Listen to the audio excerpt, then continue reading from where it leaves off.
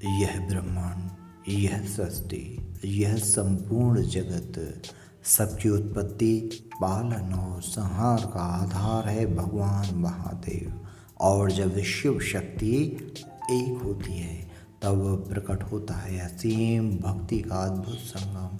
आइए आज हम सुनते हैं वह दिव्य कथा जिसमें जन्म लेती है दक्ष प्रजापति की पुत्री सती, जिसमें होता है शिव और सती का पवित्र विवाह, और फिर घटती है वह घटना जिसने संपूर्ण जगत को हिला दिया, सती का आत्मत्याग और शिव का प्रलयंकारी तांडव।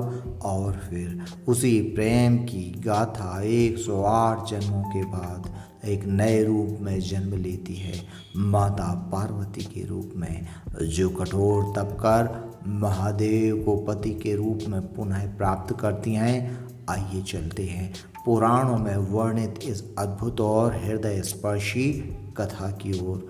तीज व्रत प्रमुख रूप से सुहागिन और कुंवारी कन्याएं करती हैं। सुहागिन महिलाएं अपने पति की दीर्घायु, सौभाग्य और सुखमय जीवन की कामना से यह व्रत करती हैं। वहीं कुंवारी कन्याएं इस व्रत को अच्छे वर की प्राप्ति के लिए करती हैं। यह व्रत भगवान शिव और माता पार्वती की पूजा का होता है।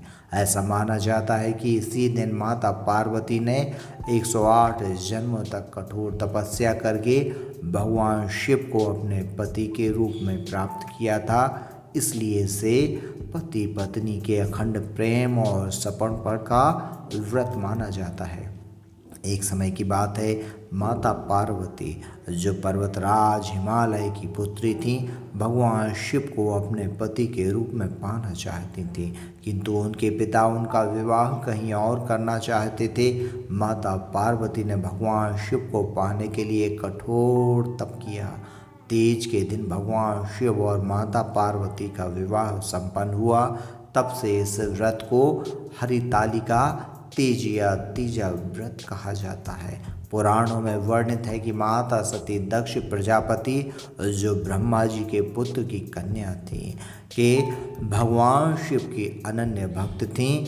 बचपन से ही उनका मन केवल शिव में रमा रहता था, और जब वे युवा हुई तो उन्होंने कठोर तपस्या कर भगवान शिव को अपने पति के रूप में प्राप्त किया। शिव जी ने भी सती के तप और भक्ति को स्वीकार किया और दोनों का विवाह संपन्न हुआ। कुछ समय बाद दक्ष प्रजापति ने एक भव्य यज्ञ आयोजित किया। उन्होंने सारे देवताओं, ऋषियों और लोकपालों को निमंत्रण भेजा, लेकिन जानबूझकर अपने जमाता भगवान शिव को नहीं बुलाया, क्योंकि वे शिव से द्वेष रखते थे।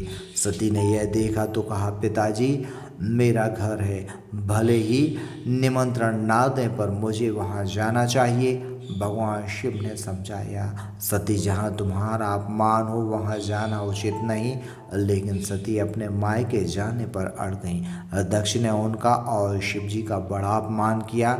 यह सुनकर सती का हृदय व्यथित हो गया और उसे यज्ञ कुंड की अग्नि में कूदकर सती ने देह त्याग कर दिया। सती की मृत्यु का समाचार सुनते ही भगवान शिव क्रोधित हो उठे। उन्होंने अपनी जटाओं से एक केस निकालकर वीरभद्र की भद्रकाली को प्रकट किया। वीरभद्र ने यज्ञ स्थल पर पहुंचकर सारा यज्ञ विध्वंस कर दिया और दक्ष का सर काट दिया। बाद में देवताओं की प्रार्थना पर शिव जी ने दक्ष को जीवन दान दिया। सती ने अपने अगले जन्म में पर्वतराज हिमालय और रानी मैना के घर जन्म लिया। यही जन्म माता पार्वती का था। इसी जन्म में उन्होंने पुनः घोर तपस्या करके भगवान शिव को पति के रूप में प्राप्त किया।